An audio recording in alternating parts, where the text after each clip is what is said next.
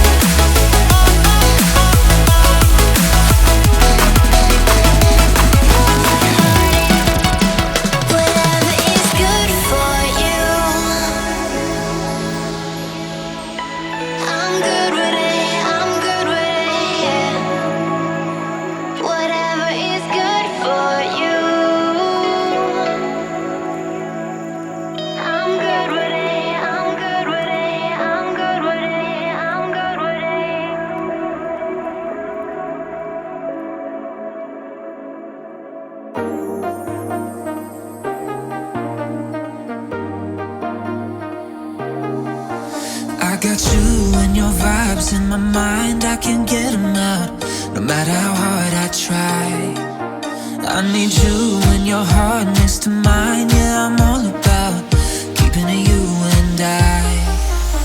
When you're here, you spark chemical reactions. Your aura strikes like lightning. Got no words, I'm just drowning in attraction. Only one way to describe it. It's electric.